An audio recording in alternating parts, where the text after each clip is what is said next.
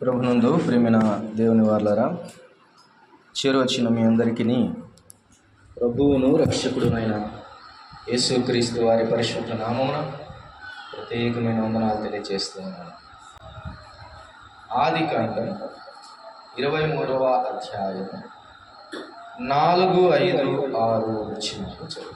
మీ మధ్య నేను పరదేశిగాను పరవాసినిగాను ఉన్నాను.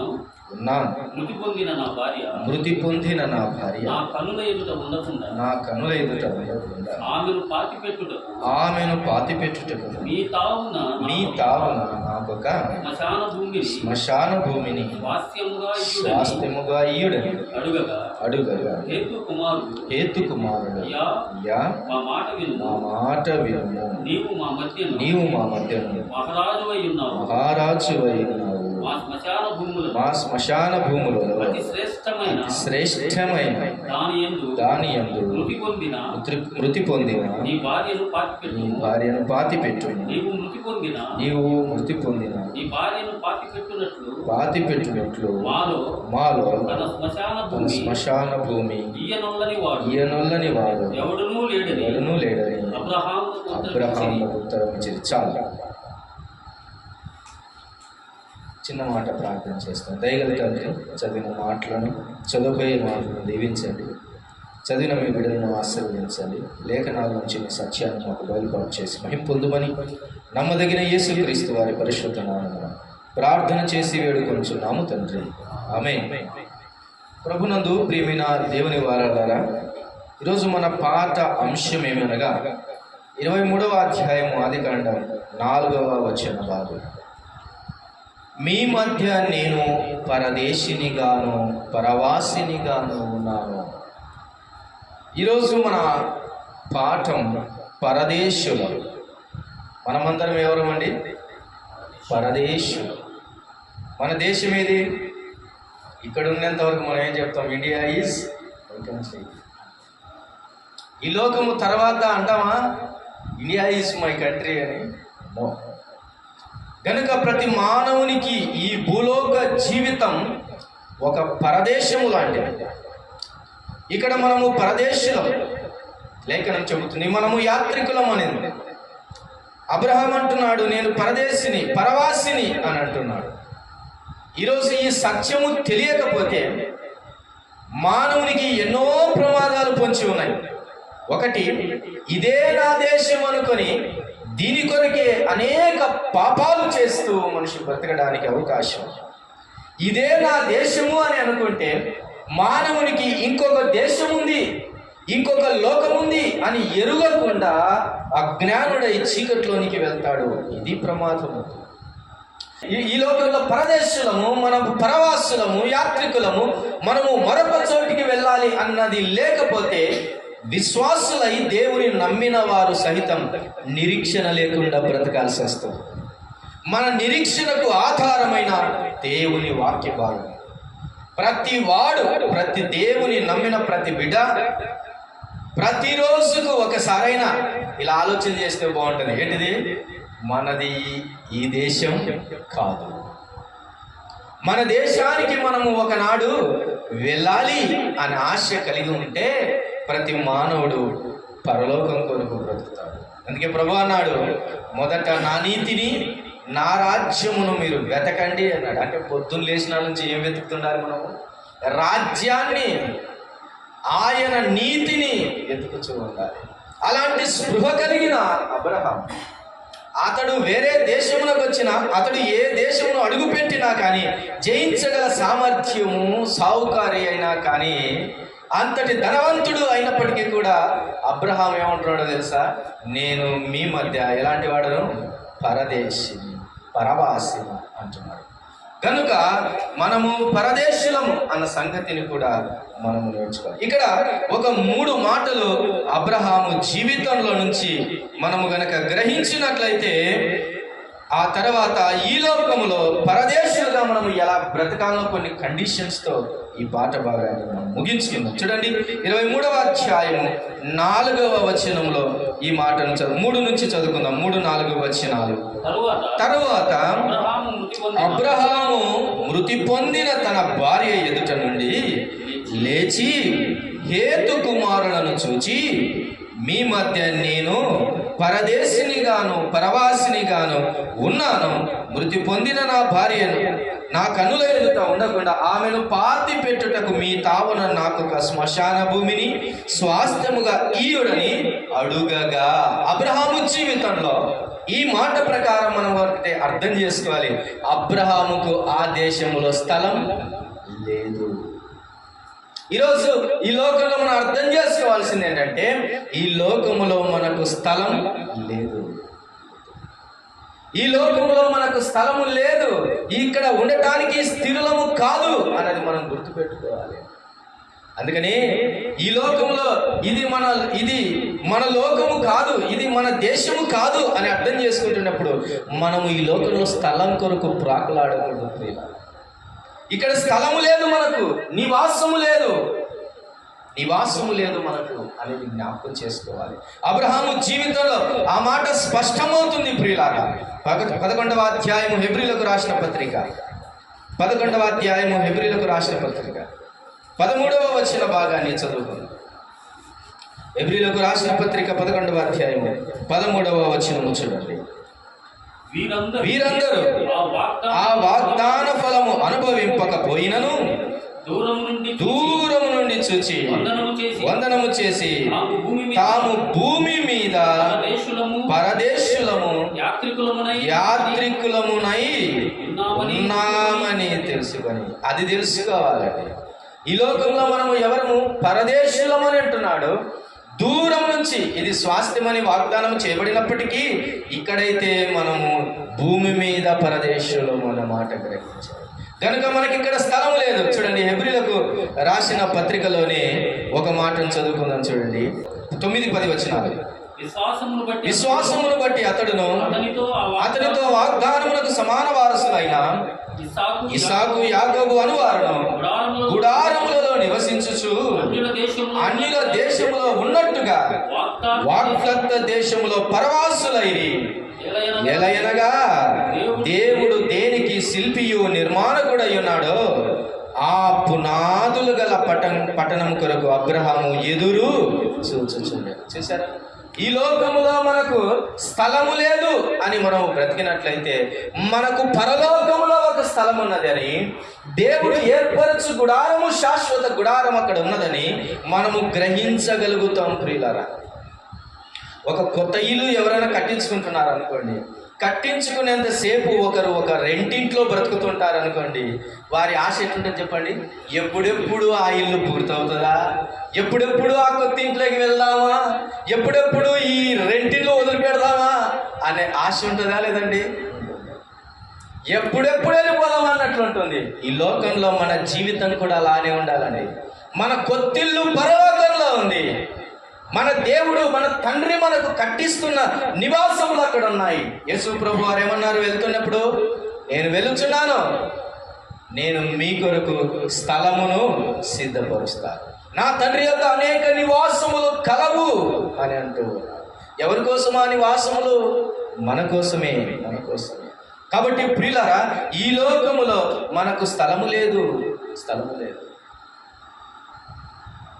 ఈ లోకంలో యేసు ప్రభు వారు కూడా పుట్టినప్పుడు ఆయన ఈ లోకంలో స్థలము లేనట్టుగానే పుట్టాడండి. ఎక్కడ పుట్టాడు? ఎక్కడ పెట్టారు ఆయన పుట్టిన తర్వాత? పశువుల అవని అంతా ఎనదే అయినా స్థలమేది, అవని అంతా ఎనదే అయినా స్థలమేది, అందరికీ హృదయముంది యేసుకు చోటేది, యేసుకు చోటేది, అవని అంతా ఎనదే అయినా స్థలమేది.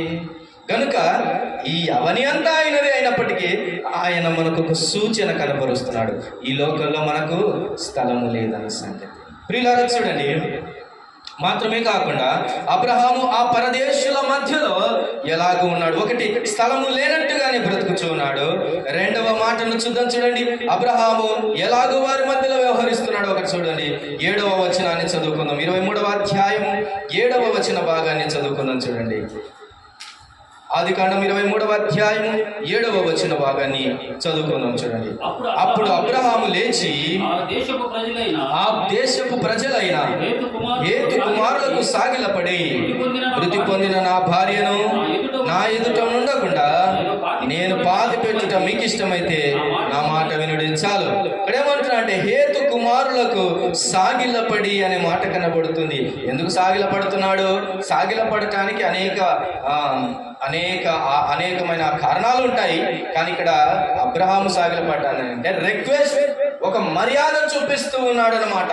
ఆ దేశంలో ఆ దేశస్తుల మధ్యలో అతనికి కావలసినటువంటి తన భార్య చనిపోయిన తన భార్యను పాతి పెట్టడానికి ఒక స్థలం కావాలి. కాబట్టి ఆ దేశస్తులతో తను వ్యవహరిస్తున్న విధానం ఎలాగుంది? మర్యాదగా ఉంది. ప్రియులు, చాలాసార్లు యేసు ప్రభువు నమ్మిన తర్వాత పెద్ద రోసాలు వస్తుంటాయి మనకి, చాలా రోసాలు ఎక్కువ. ఇక నేనే పరలోకానికి వెళ్ళినటువంటి వాడిని, ఇక నేను తప్ప భూమి మీద ఉన్నాడు, ఇక నాకు సాటైన వాడే లేడు అన్నట్టు బతుకుతున్నా. ప్రియులారా, జాగ్రత్త. మనం ఈ లోకంలో బ్రతుకుతున్నప్పటికీ ఈ లోకము మనది కాదు అని మనం బ్రతుకుతున్నాం. అయితే ఈ లోకం మనదే అని బ్రతుకుతున్న వారు ఉన్నారు చూడండి, అది వారి దేశమేనండి. ఈ లోకంలోనికి అనగా పరలోకములోనికి, పరదేశంలోనికి, యేసుక్రీస్తు రాజ్యంలోనికి చేర్చబడని వారంతా కూడా వారికి ఈ లోకమే దేశము. ఈ లోకస్తులతో మనం ఎలాగ నడుచుకోవాలో తెలుసా? మర్యాదగా నడుచుకోవాలి. నేను దేవుని నమ్ముకున్నాను, ఈ భూమిని చేసిందల్లా దేవుడే, కాబట్టి ఇది కూడా నాదే అని ఒక 2 ఎకరాలు ఆక్రమించుకుంటావా? ఇటు పనులు చేయకూడదండి, ఇటు పనులు చేయకూడదు. మర్యాదగా నడుచుకోవాలి. చాలా మర్యాదగా నడుచుకున్నాడు అబ్రహాము అవసరమైతే హేతు కుమారుల మీద దండెత్తి తన రాజ్యాన్నంతా ఆక్రమించుకోగల సామర్థ్యం అబ్రహాముకు ఉంది. కానీ ఒక స్థలము నాకు ఇయ్యండి అయ్యా అని అతడు ఏం చేస్తున్నాడు? రిక్వెస్ట్ అడుగుతున్నాడు. ప్రియులారా, మనం పరదేశం అని తెలుసుకున్న తర్వాత మొదట మనది ఈ లోకంలో మనకు ఏమీ లేదు అనేది మొదట గుర్తుపెట్టుకోవాలి. స్థలము లేదు. రెండవది, ఈ లోకంలో ఉన్న వారితో మనము మర్యాదగా నడుచుకోవాలని దేవుని వాక్యము సెలవిస్తుంది. ప్రియులారా, మనము మర్యాదగాను న్యాయముగాను నడుచుకునవలసినది ఈ లోకస్తులతో. అట్టి వారితో మనము మర్యాదగా నడుచుకోవాలని దేవుని వాక్యము సెలవిస్తుంది. ప్రియులారా, ఒకటి, మనము ఈ లోకంలో స్థలము లేని వారము. రెండవది, ఈ లోకస్తులతో మనము మర్యాదగా నడుచుకోవలసినటువంటి వారమై ఉన్నాము అన్న సంగతిని మనము జ్ఞాపకం చేసుకోవాలి. ప్రియులారా, 4, 5, 6 వచనాలు చదువుకుందాం. చూడండి, హేతు కుమారులు, అయ్యా మా మాట విను, నీవు మా మధ్యను మహారాజు అయి ఉన్నావు. శ్మశాన భూములలో అతి శ్రేష్టమైన దాని యందు పాతి పెట్టుము. చాలు ప్రియులారా, పాతి పెట్టుము అనే మాటను అండర్లైన్ చేసుకోండి. ఈ లోకంలో మనము పాతి పెట్టబడే వారము ఒకనాడు, అంతే. ఈ లోకంలో మనం ఎవరము? పాతి పెట్టబడే వారమే, అంతే. ఒకటి, ఈ లోకంలో మనకు స్థలము లేదని బ్రతకాలి. రెండవది, ఈ లోకస్తులతో మర్యాదగా బ్రతకాలి. మూడవది, ఈ లోకములో స్థిరులము కాదు, ఈ లోకములో పాతి పెట్టబడి మనము పరలోకమునకు వెళ్ళవలసినటువంటి. అబ్రహాము తను వ్యవహరించిన విధానము, అబ్రహాము ఆ దేశములో ఎలాగున్న స్థితిని, ఆ దేశమును దేని కొరకు మాత్రమే అడుగుతున్నాడు అని మనం ఆలోచన చేస్తే పాతి పెట్టడానికి మాత్రమే అనేది మనం గుర్తుపెట్టుకోవాలి. ఈ లోకంలో మన జీవితంలో కూడా ఏం కావాలండి? ఏం కావాలి? చచ్చినాక 6 అడుగుల భూమి తప్ప. ఇదే కదా. అబ్రహాము జీవితంలో నుంచి ఈ మాటలు వింటుండగా ఒక 4 లేక ఒక 5 విషయాలు ఈ లోకంలో మనం ఎలాగ బ్రతకాలి అనే విషయాన్ని మనం జ్ఞాపకం చేసుకుని ముందుకు వెళ్దాం. చూడండి, అబ్రహాము ఈ లోకంలో ఉన్నప్పుడు ఎలాగో పరవాసిగా జీవించాడో మనం కూడా ఈ లోకంలో పరవాసులుగా జీవించాలని దేవుని వాక్యం తెలియజేస్తుంది. రండి, త్వరగా నాతో పాటు ఈ మాటలు తెరవండి. 119వ కీర్తన 19వ వచనం, నేను భూమి మీద పరదేశినై ఉన్నాను, నీ ఆజ్ఞలను నాకు మరుగు చేయకుము. చాలు. పరదేశి అయిన వాడు తాను కోరుకోవలసింది ఈ లోకంలో ఏంటి? నంబర్ 1 పాయింట్, పరదేశులమైన మనము ఈ లోకములో మనం ఈ లోకంలో మనం తప్పిపోకుండా, ఈ లోకంలో మనం అటు ఇటు తిరగకుండా, మనము ఈ లోకంలోనికి వచ్చాము, మనం పరలోకానికి వెళ్ళవలసిన వారమైనాము. అయితే ఈ మార్గంలో మనకు అవసరమైనటివి ఏంటివి తెలుసా? మొట్టమొదటి దేవుని ఆజ్ఞలు. చూడండి ఏమంటున్నాడు కీర్తనకారుడు, మరోసారి చదువుతున్నాను. నేను భూమి మీద పరదేశినై ఉన్నాను, నీ ఆజ్ఞలు నాకు మరుగు చేయకుము. నాయన, ఒక అరణ్యంలోనికి వచ్చాను తండ్రి, ఈ లోకపు అరణ్య మార్గంలోనికి నేను వచ్చాను, బోర్డు తిప్పేయద్దు నాయన, నేను ఎటు పోవాలో నాకు తెలియాలంటే అంటున్నాడు. కొన్నిసార్లు ఇండికేషన్స్ లేకపోతే స్పీడ్ బ్రేకర్లు తెలియవు మనకి, కొన్నిసార్లు డైవర్షన్స్ తెలియకపోతే లోయలో పడే ప్రమాదం ఉంది ప్రియులారా. కొన్నిసార్లు ఇక నుంచి కొన్ని కిలోమీటర్ల దూరం వరకు కూడా ఇలాగూ ఇంత స్పీడ్తో వెళ్ళాలని రాయబడి ఉంటుంది. ఇలాంటివి లేకపోతే ప్రయాణం టఫ్ అవుతుంది. అందుకని కీర్తనకారుడు అంటున్నాడు, నేను పరదేశిని కనుక నీ ఆజ్ఞలు నాకు మరుగు చేయకము అని అంటున్నాడు. ఆజ్ఞలు అన్నవి దేవుడు మనకిచ్చినటువంటి వెలుగు, దీపము. అందుకని కీర్తనకారుడు అంటాడు, నీ వాక్యము నా పాదములకు దీపము అనే మాట. ఆ దీపము లేకపోతే, ఆ డైరెక్షన్ లేకపోతే మనం ఏమవుతామో. దేవుని ఆజ్ఞలు కావాలి మన జీవితాల్లో. అందుకని ఆయన ఆజ్ఞలు ఎలాంటివి అని అంటే అవి న్యాయమైనవి, అవి మన జీవితానికి ఎంతో అవసరమైనవి. ఈ 119వ కీర్తన అంతటిలో అనేక ఆజ్ఞలను గురించిన సారాంశాలు రాయబడ్డాయి, కానీ కొన్నిటిని జ్ఞాపకం చేసుకున్నాం. చూడండి, నీ ఆజ్ఞలను జాగ్రత్తగా గైకొనవలనని 4వ వచనం, నీవు మాకు ఆజ్ఞాపించి ఉన్నావు. ఆహా, నీ కట్టడలను గైకొనున్నట్లు నా ప్రవర్తన స్థిరపడి ఉండిన ఎంత మేలు. నీ ఆజ్ఞలన్నిటినీ నేను లక్ష్యము చేయనప్పుడు నాకు అవమానము కలుగనేరదు. ప్రియులారా, దేవుని ఆజ్ఞలు మనకెందుకు మన జీవితాలు అంటే, దేవుని ఆజ్ఞలు పరదేశులమైన మనకు ఎందుకు అవసరం అంటే, ఈ లోకములో మనకు డైరెక్షన్స్ ఇవ్వడానికి, లేకపోతే ఏ గుంటలో పడి అవమానం పొందాల్సి వస్తుంది. అందుకని కీర్తనకారుడు అంటున్నాడు, నీ ఆజ్ఞలు నాకు అవమానము కలుగచేయవు అని అంటున్నాడు. దేవుని ఆజ్ఞలు అని అంటే అంత కష్టం కాదమ్మా, అవి మనకు ఇష్టం కావాలి ప్రియులారా. దేవుని ఆజ్ఞలు అని మన జీవితాలలో వాటికి దూరంగా బ్రతకకూడదు. చాలా మంది జీవితాల్లో వాగ్దానాలు ఇష్టం, కానీ ఆజ్ఞలు ఇష్టం ఉండదు ప్రియులారా. ఆజ్ఞ అన్నది దీపము అని దేవుని వాక్యం సెలవిస్తూ ఉన్నది. ఆజ్ఞ దీపమైతే నీ జీవితానికి వెలుగుంటుంది అనేది గుర్తుపెట్టుకోవాలి. కీర్తనకారుడు అంటున్నాడు, దేవుని ఆజ్ఞలు నా జీవితము అవమానకరము కాకుండా చేస్తుంది అని కోరుకుంటున్నాడు. కాబట్టి పరదేశినైన నాకు ఈ లోకంలో నీ ఆజ్ఞలను మరుగు చేయకు ప్రభు అని అంటున్నాడు. ఇలా అనుకుంది, ఒక అలాట్మెంట్ కనుక రాకపోతే మన జీవితాల్లో చాలా ప్రమాదాలు వస్తాయి. కొన్నిసార్లు స్పీడ్గా వెళ్తూ ఉన్నప్పుడు కొన్ని అనౌన్స్మెంట్లు మనకు వినపడుతుంది. అలాగనే ఈ లోక యాత్రలో కూడా ఇష్టానుసారంగా మనం ముందుకెళ్తున్నప్పుడు బ్రేకులు వేస్తుంది దేవుని ఆజ్ఞలు. వెయిట్ అని అంటారు, నిలబడి ఇక్కడ తొందరపడద్దు అని దేవుని వాక్యము, దేవుని యొక్క ఆజ్ఞ మనకు వినపడుతుంది. అప్పుడు మనము అవమాన పాలు కాకుండా అది మనల్ని ఆపుతుంది.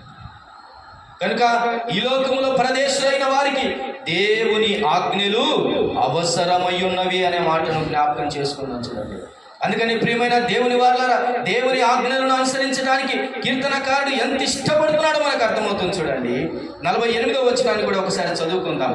47, 48 వచనాలను, దేవుని ఆజ్ఞలను మనం ఎలాగ స్వీకరించాలి, అంత అవసరమైన పరదేశులకు అవసరమైన ఆజ్ఞలు. 47, 48 వచనం, నీ ఆజ్ఞను బట్టి నేను హర్షించెదను, అవి నాకు ప్రియములు, నాకు ప్రియముగానున్న నీ ఆజ్ఞల తట్టు నా చేతులెత్తెదను, నీ కట్టడలను నేను ధ్యానింతును. ఏమండి ప్రియులారా, ప్రియముగానున్న నీ ఆజ్ఞలు అంటున్నాడు. ఆయన ఆజ్ఞలు ఎలా ఉన్నాయంటే తనకి ప్రియముగా ఉన్నాయి అని అంటున్నాడు. ప్రియులారా, వాగ్దానాలు తీసుకోండి అని అంటే 2-3 వాగ్దానాలు తీసుకుంటారు మనలో. వాగ్దానాలు ఎన్నైనా వశపరుచుకుంటారు. చూడండి, ఆజ్ఞయే వాగ్దానం అండి, అది గుర్తుపెట్టుకోవాలి. దేవుని ఆజ్ఞయే మొదటి వాగ్దానం అనేది గుర్తుపెట్టుకోవాలి. దేవుని ఆజ్ఞలు నాకు ప్రియములు అంటున్నాడు. కాబట్టి పరదేశినైన నేను, ఈ లోకంలో పరదేశినైన నేను ఉన్నాను, నీ ఆజ్ఞలు నాకు మరుగు చేయకుము అని అంటున్నాడు. అది మనకు గైడెన్స్. రెండో మాటను చదువుకొని, ఒకటి, ఆయన ఆజ్ఞలతో కూడిన అనుక్షణ జీవితం మనకుంటే ఈ లోకంలో మనం పరదేశులుగా జీవించగలము. 120వ కీర్తన 5వ వచనాన్ని ఒకసారి చదువుకొని చూడండి. 120వ కీర్తన 5వ వచనాన్ని మనం చదువుకొని చూడండి. అయ్యో నేను మెషేకులో పరదేశినై ఉన్నాను, కేదారు గుడారముల యొక్క కాపురం ఉన్నాను. ప్రియులారా, ఈ లోకంలో మనము పరదేశుల మధ్యలో ఉన్నాము, పరదేశులమై ఉన్నాం. ఇక్కడ ఒక మాట ఆత్మీయంగా గుర్తుపెట్టుకోండి, మెషకులో పరదేశులు. ఎక్కడంట? మెషకులో పరదేశులము. ప్రియులారా, అనగా ఈ మెషకు వారు గోగు అను రాజు కింద బానిసలుగా ఉన్నవారుగా కనబడుతున్నారు. ఈ మెషకు అన్నటువంటి ఈ జనము బానిసలుగా ఉండేటటువంటి బానిసత్వములో ఉన్నటువంటి వారుగా కనబడుతున్నారు. ఈ మెషకు వీరు గోగు అను రాజు కింద ఉన్నటువంటి వారిగా కనబడుతున్నాడు. కీర్తనకారుడు యాత్రా కీర్తన అని దీనికి పేరు పెట్టబడిందండి. యాత్రికుడనైనటువంటి, ఆ కీర్తన రాస్తున్న యాత్రికుడైనటువంటి వాడు తాను జ్ఞాపకం చేసుకుంటున్నాడు, నేను మెషకు దగ్గరికి వచ్చాను. ఇప్పుడు ఎంతవరకు వచ్చాడంట? మెషకులో ఉన్నాను. మెషకులో నేను ఇప్పుడు ఎలా ఉన్నాను? పరదేశినై ఉన్నాను. ప్రియులారా, ఈ లోకములో ఉన్న వారందరూ కూడా ఒక దానికి బానిసలుగా ఉన్నారని గుర్తుపెట్టుకోవాలి. దేనికి బానిసలుగా? పాపమునకు బానిసలుగా ఉన్నారు, అపవాదికి బానిసలుగా ఉన్నారు, చీకటికి బానిసలుగా ఉన్నారు, అంధకారపు క్రియలకు బానిసలుగా ఉన్నారు, అన్యాయమునకు అబద్ధమునకు బానిసలుగా ఉన్నారు. ప్రియులారా, అందుకనే కీర్తనకారుడు అంటాడు, అయ్యా మెషకులో నేను పరదేశినై ఉన్నాను అనే మాటకు అర్థం ఏంటంటే, ఈ యొక్క బానిసత్వము కలిగిన వారి మధ్యలో నేను పరదేశినై ఉన్నానయ్యా. కనుక వారు దేనికి బానిసలై బ్రతుకుతున్నారో అలాంటి బానిసత్వపు జీవితం నా జీవితంలో లేకుండా చేయి ప్రభువా. ప్రియులారా, ఈ లోకంలో మనము ఎలాగూ బ్రతకాలి అని అంటే పరదేశులమై బ్రతకాలి. కొంతకాలమే మన కాపురం ఇక్కడ, కొంతకాలమే మన నివాసం ఇక్కడ, కొంతకాలమే మన జీవితం ఇక్కడ, కొంతకాలమే మన బస ఇక్కడ అనేది గుర్తుపెట్టుకోవాలి. ఆ తర్వాత దాటి వెళ్ళవలసి ఉన్నది. కీర్తనల గ్రంథంలో 37వ కీర్తనలో ఈ లోకస్తుల మధ్యలో ఉంటున్న మనము ఎలాగో వ్యవహరించవలసి ఉన్నది, ఎలాగో బ్రతకాలి, ఎలాగో పరలోకాన్ని ధ్యానం చేసుకుంటూ ముందుకు వెళ్ళాలి, మనల్ని మనము ఎలాగో తగ్గించుకొని బ్రతకాలి. ఈ లోకంలో అంటున్నాడు, మెషకులో పరదేశినై ఉన్నానన్నప్పుడు మెషకు వారిని చూసినప్పుడు నీ హృదయంలో ఎంత మాత్రం వ్యసన పడకూడదు. చూడండి 37వ అధ్యాయం 1వ కీర్తన 1వ వచనాన్ని ఇలా చెబుతున్నాడు కీర్తన గ్రంథం. చెడ్డవారిని చూచి నీవు వ్యసన పడకుము, దుష్కార్యములు చేయి వారిని చూచి మత్సరపడకుము. వారు గడ్డి వలనే త్వరగా ఎండిపోవుదురు, పచ్చని కూర వలనే వాడిపోదురు. యెహోవా యందు నమ్మిక ఉంచి మేలు చేయము, దేశమందు నివసించి సత్యమును అనుసరించు. ఈ దేశమందు, ఇది ఎవరి దేశమో? ఇది అన్యాయస్తుల దేశమేమో, ఇది దుర్మార్గుల దేశమేమో, ఇది వ్యభిచారుల దేశమేమో, ఇది దొంగల దేశమేమో. అట్టి దేశములో ఉన్న వారిని చూచి మనం కలవరపడకూడదు, వేసిన పడకూడదు. అట్టి వారిని చూసి మనము మత్సరపడకూడదు కూడా అనే మాటను దేవుని వాక్యం సెలవిస్తుంది. యాత్ర కీర్తన రాస్తున్నాడు కీర్తనకారుడు. అయ్యా నేను మెషకులో పరదేశినై ఉన్నాను. ఎలాగో ఒకవేళ నీకు ఈ లోకము శోధిస్తున్నట్లయితే, ఈ లోకంలో నీ జీవితం భారంగా ఉన్నట్లయితే వారిని చూసి నువ్వు ఎంత మాత్రము వ్యసన పడవద్దు. చాలా జాగ్రత్తగా, ఎందుకంటే వాళ్ళు ఈ దేశస్తులు, మనం ఈ దేశస్తులం కాదు. కుక్కలే ఒక వీధి కుక్క ఇంకొక వీధిలోకి పోయింది అనుకో, ఎట్టుంటుంది? మామూలుగా ఉండదు. అట్లాంటిది పరలోక సంబంధులమైన మనం ఈ లోక సంబంధుల మధ్యలో జీవిస్తున్నప్పుడు ఎన్ని ఆటంకాలు వస్తాయా? అలా అయితే ఏం చేయాలి? ఆ పక్క వీధిలో నుంచి వచ్చిన ఆ ఒక్క కుక్క ఈ 10 కుక్కలతో కొట్లాడాలా? ఆ పని చేయకూడదు. ఏం చేయాలి? తప్పించుకొని మన దారిన మనం పోవడం మంచిది. అందుకనే ఈ లోకంలో ఓ ప్రభు నేను మెషకులో పరదేశిని జ్ఞాపకం చేసుకుంటాను. చూడండి, దాటి వెళ్దాం. 3వ మాట నేను తెలియజేస్తూ ఉన్నాను. పేతురు రాసిన మొదటి పత్రిక 1వ అధ్యాయం. పేతురు రాసిన మొదటి పత్రిక 1వ అధ్యాయం 17వ వచన భాగాన్ని చదువుకోవచ్చు. పక్షపాతము లేకుండా క్రియలను బట్టి ప్రతి వానిని తీర్పు తీర్చువాడు తండ్రి అని మీరు ఆయనకు ప్రార్థన చేయుచున్నారు కనుక మీరు పరిశుద్ధులై ఉన్నంత కాలము భయముతో గడుపు. ఎలాగో గడపాలంట? భయముతో గడపండి. ఎప్పుడు? పరదేశులై ఉన్నంత కాలము కూడా ఎలా గడపాలంట? భయముతో. ఏం భయం? భయాలు రకరకాలు ఉంటాయి. ఎవడన్నా ఏమన్నా అంటాడేమో అనే భయం ఒకటి ఉంటే, మన ఆస్తి ఎవడన్నా కబ్జా చేస్తాడేమో అనే భయం ఒకటి ఉంటే, ఒకటి జయిస్తామో లేదో అనే భయాలు ఉంటాయి.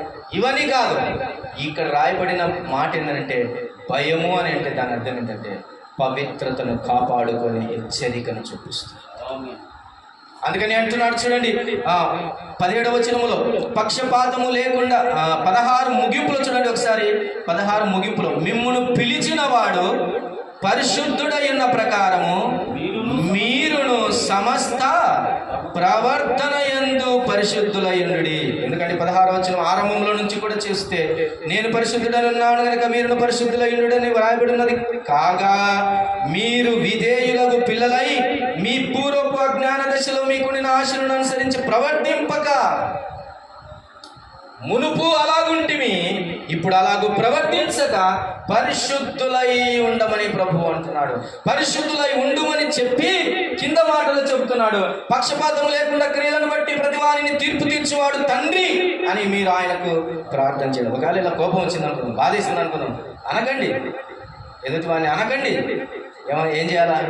చిన్నగా ప్రార్థన గదిలోకి వెళ్ళి ఒక్క అప్లికేషన్ పెట్టుకోండి. ప్రభువా పలాని వాడు నన్ను ఇట్లా అన్నాడయ్యా. వెంటనే తిరగబడకు, నీవే తీర్పు తీర్చకు. తీర్పు తీర్చు దేవుడున్నాడు. నీవు పరదేశివని ఎరిగినట్లయితే తీర్పు తీర్చువాడు దేవుడున్నాడని చెప్పేసి ప్రార్థన గదిలోకి వెళ్ళి ప్రార్థన చేయి. అప్పుడు నీ పరిశుద్ధతను కాపాడుకుంటావు. వారి పక్షాన తీర్పు తీర్చువాడు దేవుడు అవుతాడు. మధ్యలో నీవు మేలు పొందుతావు. అందుకని భయముతో ఎందుకు బ్రతకమంటున్నాడని అంటే పిరిగి వారిగా బ్రతకమని దాని అర్థం కాదు. భయముతో బ్రతకడం అంటే పరిశుద్ధతను కాపాడుకునే విషయంలో భద్రంగా ఉండాలి.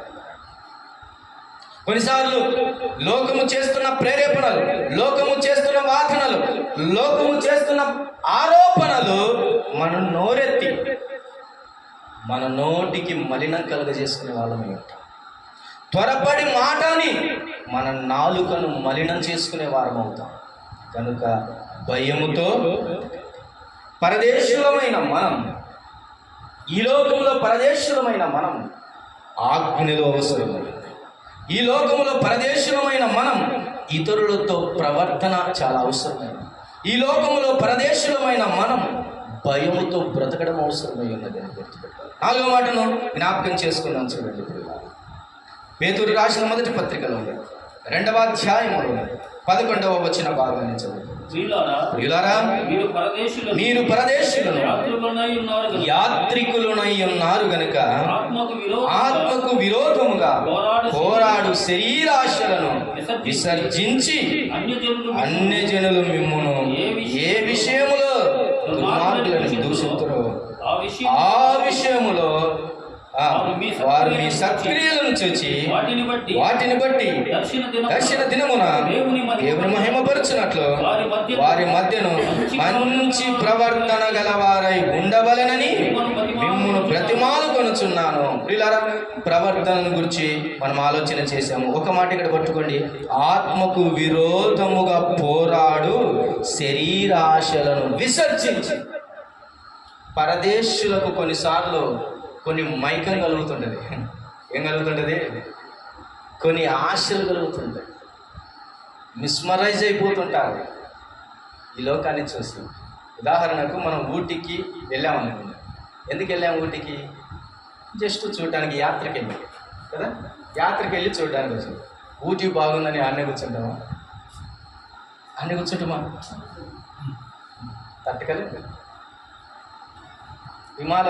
హిమాచల్ ప్రదేశ్కి వెళ్ళాము, చూడడానికి బాగుందని అన్నీ ఉంటామా? తిరిగి వస్తాం. దాని అర్థం ఏంటంటే అక్కడ ఉన్న అందాలను చూసి, అక్కడ ఉన్న జలపాతాలను చూసి, అక్కడ మన కనులను మిస్మరైజ్ చేసే వాటిని చూసి, అక్కడ ఆకర్షితులమైనటువంటి వారమై ఉండి ఆ దేశమునకే మనము అంకితం కాకూడదు. అందుకని ఈ లోకము కూడా మనకు ఏమై ఉన్నది? పరదేశం. ఇది మన దేశము కాదు. ఈ దేశంలో నుంచి మనం వెళ్ళాల్సినది. కాబట్టి ఈ లోకములో ఉన్నటువంటి శరీరాశలను మనము నెరవేర్చే వారంగా ఉండకూడదు ప్రియులారా. అందుకని శరీరాశలను ఏమంటున్నాడు? విసర్జించి అక్కడే విసర్జించండి.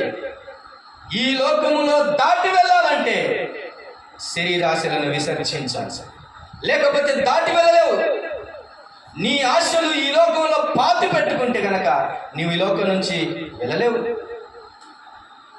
ఇక్కడే జీవించాలనిపిస్తుంది. నీ మనస్సు పరలోకాన్ని వెతకదు, నీ మనస్సు పరలోకానికి సిద్ధపడదు, నీ మనస్సు పరలోకమును గురించి ఆనందించదు, నీ మనస్సు పరలోక విషయమై నిరీక్షణ ఎంత మాత్రమో ఆలోచించదు. అందుకనే ఈ లోకములో అంటున్నాడు కదా, మీరు పరదేశులను యాత్రికులనై ఉన్నారు కనుక ఆత్మకు విరోధంగా పోరాడు శరీరాశలను విసర్జించుడి అని. ఇలా అనుకుందాం చూడండి. పరలోకానికి వెళ్తున్న మనము ఆత్మ ఆశలు కలిగిన వారమై ఉండాలి. ఏ ఆశలు? ఆత్మ సంబంధమైన ఆశలు కలిగి ఉండాలి. కానీ శరీరము కూడా ఏం చేస్తుంది? ఆశలు కలిగిస్తుంది. ఇలా అంటుంది, చాలా అగ్గు అండి, చాలా అగ్గు, చాలా తక్కువ రేట్ అండి, రండి అని పిలుస్తుంది. ఎందుకని? తనతో స్నేహం చేయటానికి.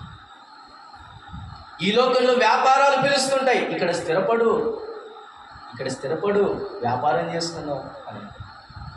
ఈ లోకంలో శరీరానికి సంబంధించిన ఆశలు పుట్టుకొస్తున్నాయి. అందుకనే దేవుని వాక్యం సెలవిస్తుంది, ఈ లోకము దాని ఆశలు ఒకనాడు గతించిపోవును, కానీ దేవుని వాక్యము నిత్యము నిలుచును అన్నమాట. ఎలాంటిదో ఒకసారి చూడండి, 24వ వచనాన్ని చూడండి. ఈ లోకపు గతిని గురించి, ఈ లోకస్తులను గురించి ఎలాగ సెలవిస్తుంది దేవుని వాక్యం. 1వ పేతురు 1వ అధ్యాయము 24వ వచనాన్ని చదువుకుందాం చూడండి. ఎలయనగా సర్వ శరీరులు గడ్డిని పోలిన వారు, వారి అందమంతయు గడ్డి పువ్వు వలెనున్నది, గడ్డి ఎండును దాని పువ్వు రాలును, అయితే ప్రభు వాక్యము ఎల్లప్పుడూ నిలుచును. ఈ లోకపు అందాలు, ఈ లోకపు రమ్యతత్వము ఆకర్షిస్తుంది. అందుకని ఈ శరీరాశలను విసర్జించితే తప్ప నీవు పరదేశివి అని బ్రతకడానికి ఛాన్స్ తక్కువగా. నీవు పరదేశివి అని అనుకున్నప్పుడు, ఇక్కడ నీవు పరదేశివి, పరవాసివి అని అనుకున్నప్పుడు ఈ లోకములో శరీరాశలను ఏం చేయాలి? విసర్జించాలి. 4వ మాటను దాటి వెళ్తున్నాం చూడండి. చివరి మాటను జ్ఞాపకం చేసుకుందాం. హెబ్రీలకు రాసిన పత్రికలో 11వ అధ్యాయంలో ఇక్కడను ఒక మాట విడిచిపెట్టాం. దాన్ని మనము 5వ మాటగా జ్ఞాపకం చేసుకున్నాం చూడండి. 11వ అధ్యాయం 13వ వచనం. వీరందరూ ఆ వాగ్దానముల ఫలం అనుభవింపకపోయినను దూరం నుండి చూచి వందనము చేసి తాము భూమి మీద పరదేశులమును యాత్రికులమై ఉన్నామని ఒప్పుకొని విశ్వాసము గలవారై మృతి పొందిరి. We should close this journey with faith. ఈ లోకంలో యాత్రికులం అనేది మనము గ్రహించుకొని విశ్వాసముతో మృతి నొందవలసిన. ఎలాగంట? విశ్వాసముతో. అందుకనే ఇంతవరకు పేతురు పత్రికలో రాయబడినట్లుగా మీరు పరదేశులను యాత్రికులనై ఉన్నారు. యాత్రికులం. చివరి మాట మనం గ్రహించాల్సింది, యాత్రికులం. ఎలాంటి వారు మనం ఈ లోకంలో? యాత్రికులము గనక ఇక రాయబడిన మాట, విశ్వాసము గలవారై మృతి పొంది. శరీరాశలకు లోబడకుండా దాటిపోండి, విశ్వాసము గలవారమై మృతి పొందాలి. We should close our journey with faith. మనము ఈ లోక యాత్రను విశ్వాసముతోనే ముగించాలి. విశ్వాసము గలవారై మృతి పొందిరి అని చూస్తూ చివరి మాట జ్ఞాపకం చేసుకుంటున్నగా, ప్రియుల, ఈ లోకములో మనము యాత్రికులు. యాత్రకి ఎట్లొచ్చామో అటే పోవాలంటే, ఎట్లొచ్చామో అటే పోవాలి. అంతేగాని మారిపోయింది, చెడిపోయింది, ఆకర్షణకు లోనై హత్తుకుపోకూడదు. దాని మీద ఆశలు పెంచుకొని ఈ లోకంలో నేను స్థిరుడను అనుకొని సంపాదించాలని, సంపాదన మీద కట్టుకోవాలని, ఇళ్ళ మీద పెంచుకోవాలని, దేహము మీద నీ ఆశలు ఉండకూడదు. ఈ లోకంలో మనము పరదేశం అని తెలియజేస్తూ ఉంటుండగా విశ్వాసంతో ముగించాలి. ఈ లోకపు యాత్ర, ఈ లోకములో పరలోక యాత్ర ఎప్పుడు ప్రారంభించాం మనం అంటే ప్రభు నమ్ముకున్నప్పుడు ప్రారంభించాం. ప్రభు నమ్ముకున్న నాడు ఈ లోకములో పరలోకపు యాత్రను ప్రారంభించాం. పరలోకపు యాత్ర ప్రారంభించిన నాటి నుంచి మనకు వీసా వచ్చింది అని గుర్తుపెట్టుకోవాలి. ఏమొచ్చింది? వీసా వచ్చింది ఈ లోకంలో బ్రతకడానికి. ఈ వీసా ఒకనాడు ఏమవుతుంది? క్లోజ్ అవుతుంది. ఈ లోకంలో ఈ వీసా ఎలిజిబిలిటీ కలిగిన ఈ దేశంలో వీసాకు తగిన కండిషన్స్ ప్రకారం బ్రతకకపోయినావు అనుకో, ఆ దేశంలో కట్టేస్తారు. అంతే. వేరే దేశానికి వెళ్ళి ఆ దేశ నిబంధనలకు నేను లోబడతానని చెప్పి అన్నింటికీ సైన్ చేసి అలాగ నువ్వు నడవకపోయినావు అనుకో, ఆ లోకంలో ఉన్నవారు నీకేం చేస్తారు? తీర్పు తీరుస్తారు. జాగ్రత్త. నిన్ను కట్టిపడేస్తారు. జాగ్రత్త. ఈడ్చుకుపోతారు. జాగ్రత్త. అందుకనే ఈ లోకంలో మనం స్థిరులం కాదురా నాయన, ఈ లోకం త్వరగా దాటి వెళ్ళాలి. మనము యాత్రికులము, పరదేశులమని మనము జ్ఞాపకం చేసుకోవాలి. జస్ట్ అలా పడుకొని వెళ్ళిపోవాలంటే, ఈ రాత్రి నీ దగ్గరికి వచ్చానయ్యా, నాకు కొంచెం సమయం అలా సేద తీరి వెళ్ళిపోతాను అన్న యాత్రికుని భావన అదే మనం ఈ లోకంలో. అందుకనే చాలా పాట ఒకటి నాకు ఇలా గుర్తొస్తుంది. యాత్రికుడనైనా నా బసలు పాటలు పాడుటకు నీ కాటడల్ కారణమాయే కరుణగల ప్రభు, కరుణగల ప్రభు. యాత్రికుడనైనా నా బసలో, ఆ యాత్రికుడు అంటున్నాడంట, నా బసలో నేను అలా పడుకున్నప్పుడు నేను కావ్యం రాయడానికి, పాటలు రాయటానికి నీ కట్టడలు నాకు కారణమయ్యాయి. ఒక మంచి కవి తను మంచి పాట రాయటానికి ఒక ఉన్నతమైన సౌందర్యమైన ప్రదేశంలోకి వెళ్తాడు. అక్కడికి ఎందుకు వెళ్తాడంటే తనకిష్టమైన వారి కొరకు ఒక కావ్యం రాయటానికి, ఒక పాట రాయటానికి, ఒక కీర్తన రాయటానికి వెళ్తాడు.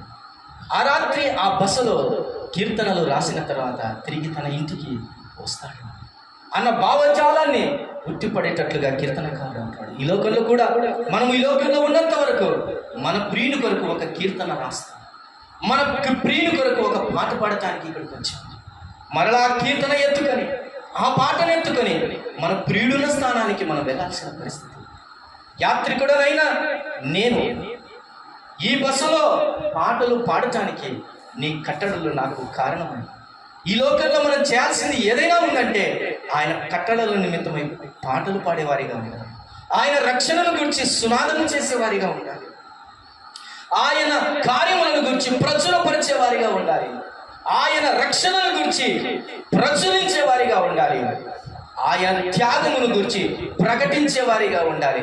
ఈ లోకంలో ఎందుకైనా ఉన్నామా అని అంటే, యాత్రికులుగా, పరదేశులుగా, ప్రవాసులుగా ఎందుకైనా ఉన్నామా అంటే అది మనము ఎక్కడికి వెళ్ళబోతున్నామో ఆ రాజ్య మహారాజు కొరకు మనము ఈ లోకంలో పరదేశులుగా ఆయన కొరకు పరిచయాలి. చివరి మాటను నేను చూపించి ముగిస్తాను. రండి అబ్రహాము దగ్గరికి వచ్చి ఆ మాట చదువుకొని మనం ముగించుకున్నాం. It's the last and final point. దేవుడు మనకు ఈ మాటల నుంచి మనతో మాట్లాడి ప్రార్థనలోకి వెళ్తుండగా మనం సిద్ధపాటు కలిగి ఉన్నాం. 23వ ఆదికాండం 23వ అధ్యాయం 6వ వచనం చదువుకుందాం. హేతు కుమారుడు అయ్యా మా మాట విను, నీవు మా మధ్యను మహారాజువై ఉన్నావు. చాలు. 4వ వచనంలో అబ్రహాం ఏమన్నాడు చూడండి, మీ మధ్య నేను పరదేశీనై ఉన్నాను. 4వ వచనంలో 23:4లో ఆ మాట, ఈ 2 మాటలు ఇలా చూడండి, ఒకసారి చూడండి, అబ్జర్వ్ చేయండి. 4వ వచనంలో ఏమంటుండే అబ్రహాము, మీ మధ్య నేను పరదేశిని గాను పరవాసిని గాను ఉన్నాను. 6వ వచనంలో 6వ వచనంలో హేతు కుమారులు ఏమంటున్నారు, అయ్యా మా మాట వినుము, నీవు మా మధ్యను మహారాజువై. అబ్రహాము పరదేశములో సాక్ష్యం సంపాదించుకున్నాడు. ఏం సంపాదించుకున్నాడు? సాక్ష్యం. అబ్రహాం అంటున్నాడు, నేను పరవాసిని అంటుంటే హేతు కుమారులు అంటున్నారు, నీవు మహారాజు. ఎవరు? మహారాజు. ఈ లోకం మనల్ని గురించి అలా అనగలగల. ఆ మనిషి గొప్పవాడు, ఆ మనిషి మహారాజులకు బ్రతికాడు, మంచి మనసున్నవాడు. ఆ మంచి మనసున్న ఆ మనిషి మన మధ్యనే ఉండింటే బాగుండేమో అనుకునేటట్టుగా ఉండాలి. లోకము మనల్ని చూసి సాక్ష్యం ఇవ్వాలి, కానీ లోకము మనల్ని చూసి తీర్పు తీర్చు. అబ్రహాముని గురించి ఇట్లంటే లోతు కుటుంబాన్ని బట్టి లోతుకు వచ్చిన సాక్ష్యం ఏంటో తెలుసా? ఆ లోతు ఉన్న దేశస్తులు అంటున్నారేంటో తెలుసా? నీవు పరదేశి అయ్యుండి మాకు తీర్పు తీర్చుదువా అని లేస్తున్నారు అతని మీద. సరైన రీతిగా లేదు సాక్ష్యం. తాను బ్రతకగలుగుతున్నాడు, కానీ లోతు నీతిమంతుడని తీర్చబడుతున్నాడే, కానీ లోతు కుటుంబాన్ని బట్టి అక్కడ వారిని బట్టి వారి దేశస్తుల వలన సొదొమ ప్రజల నుంచి అబ్రహాము వంటి సాక్ష్యం సంపాదించుకోలేకపోతుంది. అబ్రహామును గురించి ఈ దేశస్తులు అంటున్నారు, అయ్యా నీవు మహారాజు. ఈ లోకంలో మనం దేవునికి ఎలా ఉండాలి? సాక్ష్యము క్రైస్తవ జీవితానికి చాలా అవసరం. నీ వాక్యము లేకపోయినా, నీ ప్రార్థన లేకపోయినా, నీ వాక్య జీవితం లేదా నీ యొక్క గంభీరమైనటువంటి నీ క్రియలు చర్చిలో ఏమీ లేకపోయినా పర్లేదు, కానీ లోకంలో మొదట ఏముండాలి? సాక్ష్యం. బయటున్న వారు లోపలికి రావాలంటే వెలుగుచున్న నీ సాక్ష్యమే. అందుకు తప్పితే నీవు నేను ఎంత గట్టిగా చెప్పినా రారు ప్రియులు, నీవు నన్ను ఎంత ప్రకటించినా రారు ప్రియులు. సాక్షులమైతే కనుక వస్తారో ఆకర్షింపబడతారు, ప్రభు చింతకు వస్తారు. ఒక మాటను మనం హృదయంలో ఉంచుకుందాం, దేవా ఈ లోకంలో నన్ను పరవాసిని కొనుక్కో. ఈ లోకంలో పరవాసిని కానీ పరదేశిని కానీ బ్రతుకుతుండగానే నీకు ఇష్టంగాను లోకములకు సాక్ష్యంగాను నన్ను బ్రతకనిమ్మయ్యా అని ఈ 5-6 పాయింట్లు మన హృదయంలో పెట్టుకొని జాగ్రత్తగా బ్రతుకుతాం. అటు కృప దేవుడు మనందరికీ దయచేయను గాక. కలలు వలసాలి, ప్రార్థన చేసి అందరూ తలలు వలసాలి. కలుగుతాం. యాత్రికుడు కాదా? ఈ లోకంలో స్థిరం అనుకుంటున్నాం. ఒకనాడు ఈ లోకాన్ని దాటి వెళ్ళవలసి. అయితే ఈ లోకంలో నీ అడుగులు ఏముంచావు? ఏమి ఉంచుదాం? ఇంకెంత సమయం ఉంది? మన జీవన సమయం ఎంత? మన జీవిత పరిమాణం ఎంత? ఇంకెంత కాలం మనల్ని మనం తగ్గించుకుంటాం, ఆయన నామమును హెచ్చిద్దాం. ఈ లోకంలో ఉన్నంతకాలం యాత్రికులం ప్రదేశంలో ఎరిగి ఈ బసకాలములో,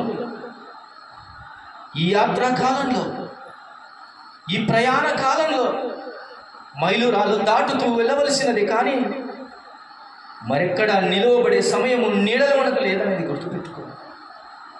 ఈ లోకం నుంచి సాక్ష్యం సంపాదించు.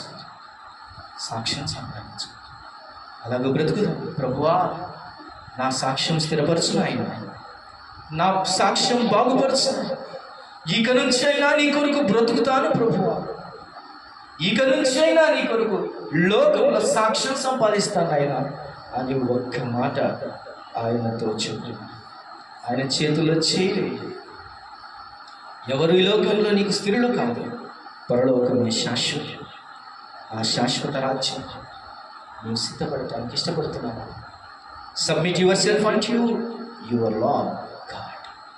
ఒకవేళ త్రోవ తప్పావేమో, కుంటుపడ్డావేమో, దిగులు పడ్డావేమో, కృంగిపోయావేమో, అలసిపోయావేమో, ఆదరించేవారు లేక నీవు నిట్టూర్పు విడుస్తున్నావేమో, ఇదిగో దావీదు కంటే మహారాజు, అబ్రహాము కంటే మహారాజు, రాజులకు రాజు, ప్రభులకు ప్రభు అయిన మహా మంచి మనస్సున్న మహారాజు నీ చేయి పట్టుకొని నడిపించడానికి ఇష్టపడుతుండగా నీ చేయిని అందించవా, ఆయనకు అందించవా? ఈ లోకము శాశ్వతమని బ్రతుకక పరదేశులమని ఎరిగి పరదేశులుగా ఈ లోకంలో జీవించడానికి ప్రభు నిన్ను బలపరచడానికి ఇష్టపడుతున్నాడు. ఆయన చేతిలో చేయి వేసి, ప్రభువా నేను నీ కొరకు బ్రతుకుతానయ్యా అని చెప్పి ఒక్కసారి అడుగు. ఇదిగో దేవా నా జీవితం, ఆపాదమస్తకం నీకంకితం. ఇదిగో దేవా నా జీవితం, ఆపాదమస్తకం నీకంకితం. శరణం నీ చరణం, శరణం నీ చరణం, శరణం నీ చరణం, శరణం నీ చరణం. ఇదిగో దేవా నా జీవితం, ఆపాదమస్తకం నీకంకితం. దయగల మా తండ్రి, కృపాసక్తి సంపూర్ణుడానికి స్తోత్రం. యాత్రికులమైన మేము ఈ లోకంలో అబ్రహాము వలె స్థలము లేదని గుర్తించి దేశస్థులకు మర్యాదగా నడుచుకోవచ్చు. అయ్యా, ఈ లోకంలో మా ముగింపు పాతి పెట్టబడటమని ఎరిగిన వారు ఈ లోకంలో ఎలాగూ జీవించాలి, ఎలా జాగ్రత్తగా బ్రతకాలి, వేటిని చూసి అడుగు ముందుకు వేయాలి, వేటిని చూసి మా అడుగులు ఆపివేయకుండా సాగిపోవాలనో, వేటిని విసర్జించాలనో, వేటిని గ్రహించాలనో, వేటిని సంపాదించుకోవాలనో మాకు నేర్పించున్నందుకు స్తోత్రాలు నాయన. ఈ మాటలను బట్టి తీర్మానము కలిగిన వారమై జాగ్రత్తగా ముందుకు సాగే కృపదైశ్యమని కృతజ్ఞతలు చెల్లిస్తూ మహిమగల దేవునికి మమ్మల్ని మేము అప్పగించుకుంటూ, ప్రభువా చేరవచ్చిన బిడ్డలందరినీ పేరు పేరున దీవించి ఆశీర్వదించుమని కృతజ్ఞతాస్తుతులు చెల్లిస్తూ మహిమగల దేవునికి అప్పగించుకుంటూ స్తోత్రములను మా ప్రభువును మా రక్షకుడైన యేసుక్రీస్తు వారి పరిశుద్ధమైన నామమున స్తోత్రములు చెల్లించి ప్రార్థించి వేడుకొనుచున్నాము తండ్రి. ఆమేన్.